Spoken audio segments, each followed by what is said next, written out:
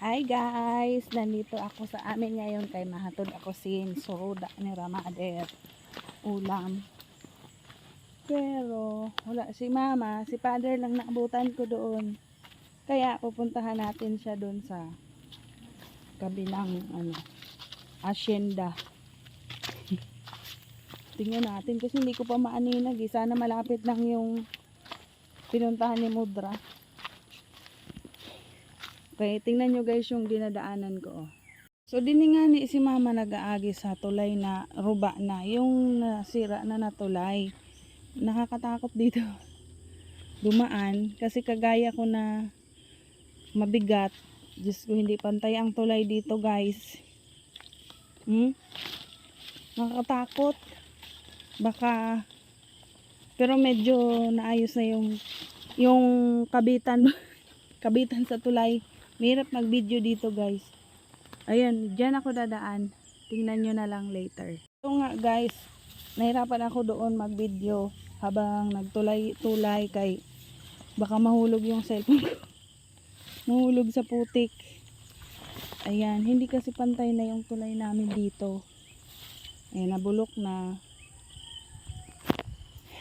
Pero kahit pa paano may tulay. Okay. So ito na yun. Ito na yun guys. Dapat makahawak ako dito sa sa mga kabitan na tinatawag namo dito sa amin. So ito na yung palayan. Dahil ilang beses na pong hindi ito nasasaka ng maayos. Hindi maganda ang bunga. In short, lugi. 4 na beses nang tinaniman pero wala pa rin. Ay, basa na ngayon ini. Minsan ang chinelas ko sini. Lumulubog ako dito guys sa putik. Ay, kay syempre mataba ang lawas na magubad.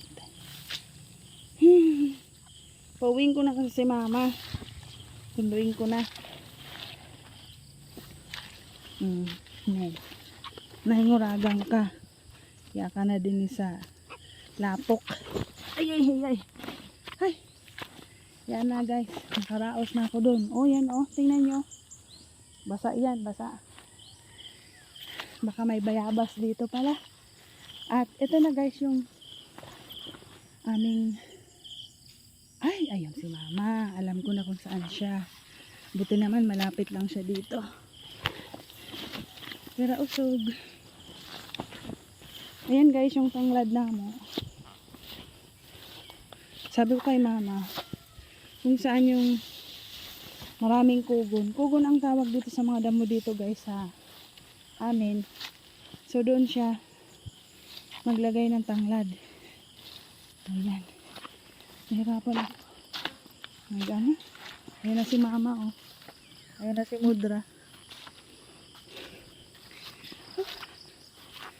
Kapoy kita. Ayan.